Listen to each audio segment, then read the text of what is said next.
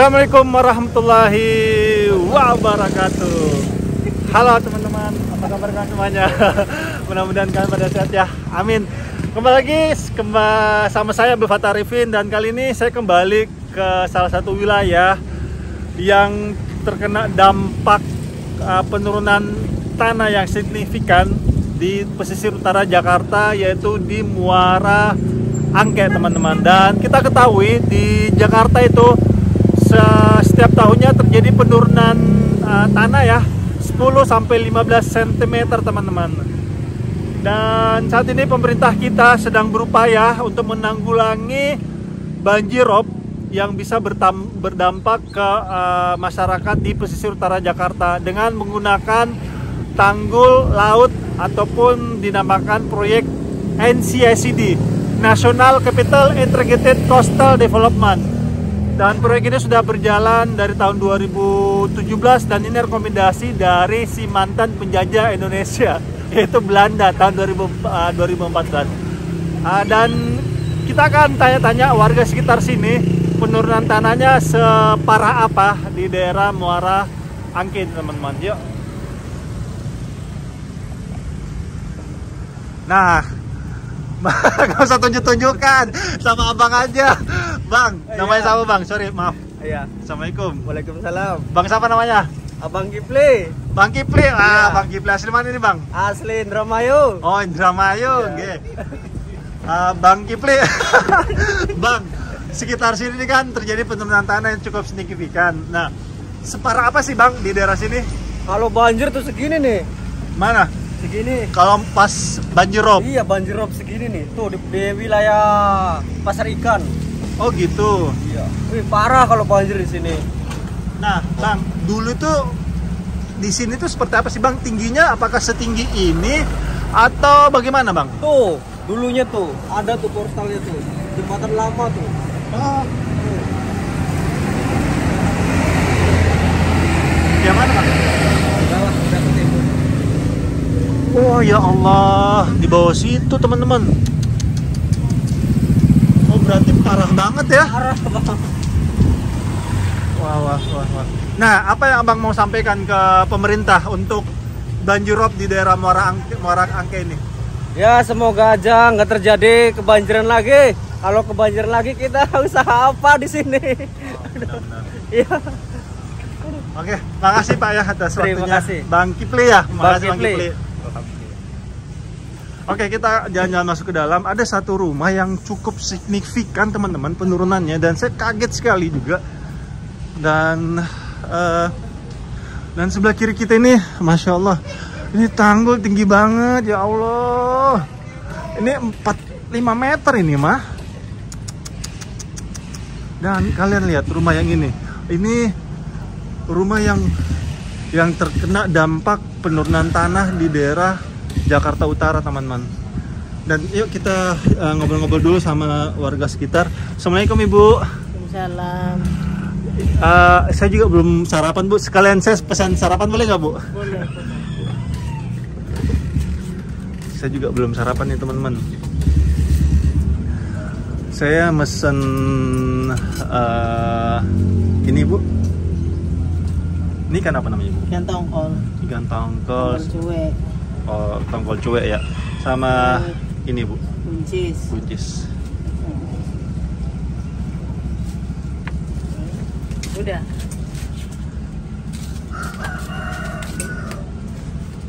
Bu, saya boleh ngobrol-ngobrol sebentar nggak Bu sama Iya, Ibu? Boleh. Bu, ini kan Jakarta saat ini setiap tahunnya terjadi penurunan ya Bu ya, dari data datanya itu 10-15 cm terjadi penurunan setiap tahunnya. Nah, Iya. ini sendiri rumah siapa ini Bu?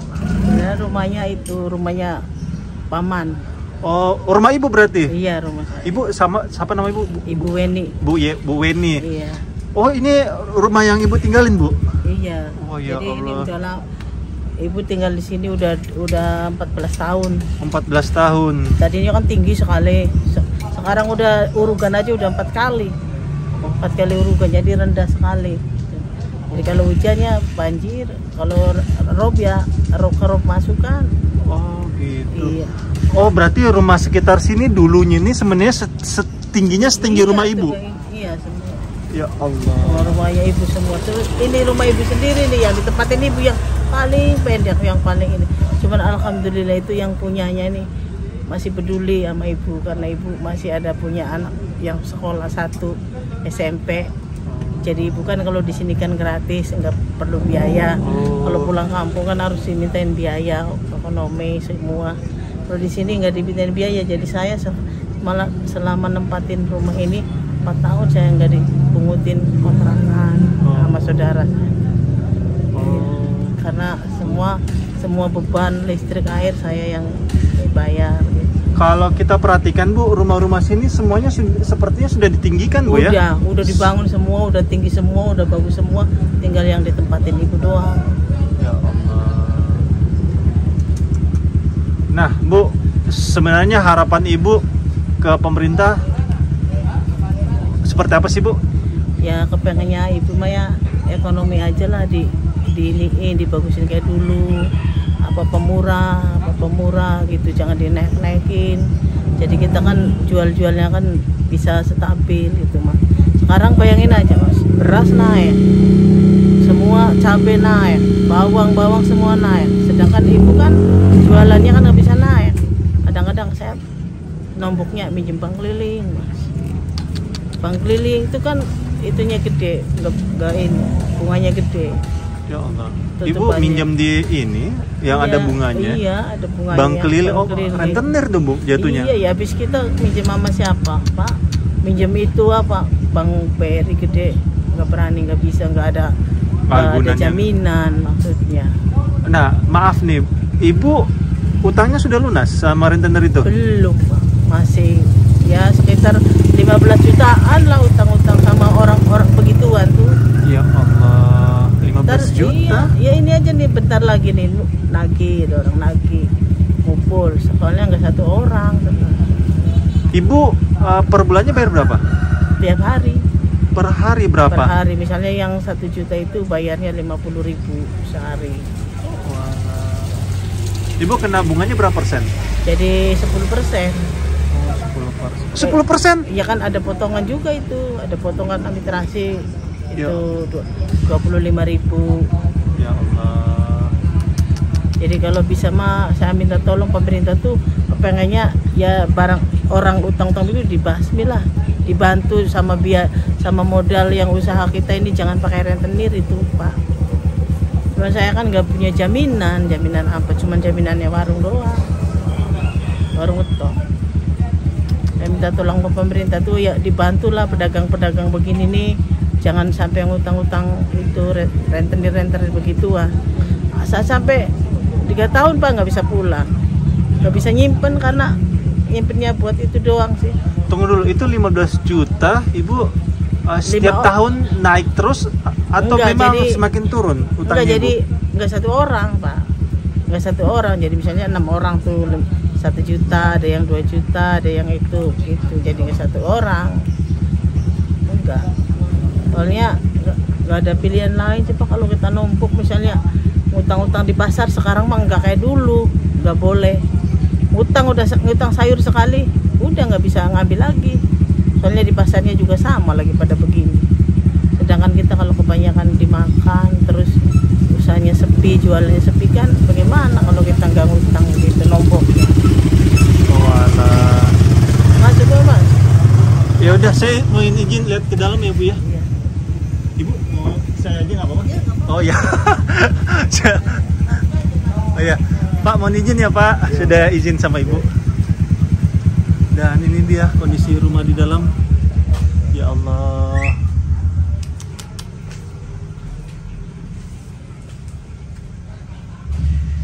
Ya Rabbi. Ya Allah.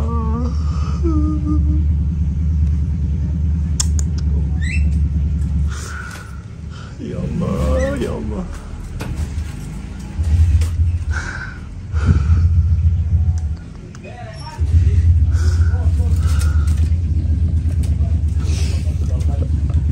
Ini ya, gue nggak bisa ngomong apa-apa teman-teman. Gue cuma bisa bilang Ibu ini sangat prihatin, demi Allah. Gue baru pertama kali wajarin ibu, dan gue tuh bener-bener kaget sekali lihat ini kondisi rumahnya. Ya Allah.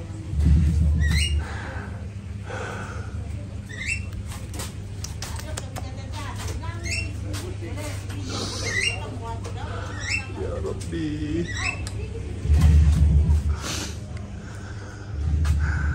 Bersyukurlah kalian yang punya rumah yang baik.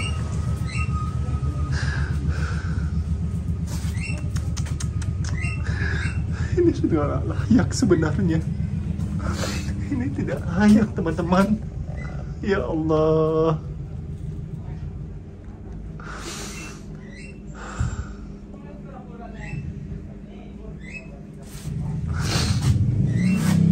Ya Allah.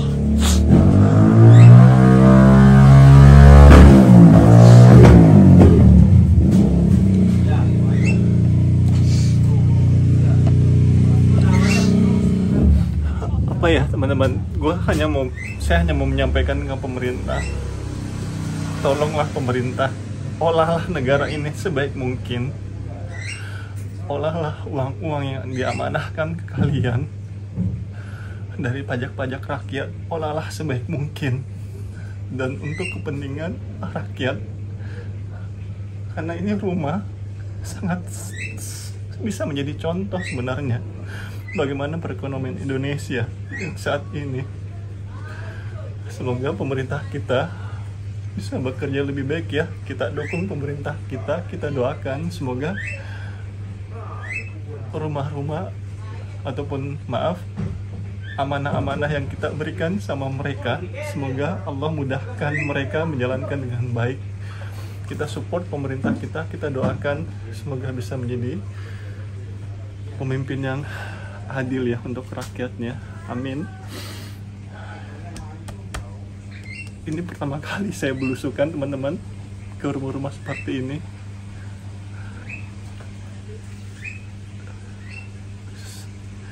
Sangat sedih sekali sebenarnya. Itu aja yang bisa saya sampaikan, dan saya minta maaf ada salah-salah kata, salah-salah review di tempat ini. Saya hanya manusia biasa yang tidak lepas dari kata salah ataupun hilaf. Dan akhir kalam, saya Abdul Fattah Arifin mohon undur diri. Assalamualaikum warahmatullahi wabarakatuh.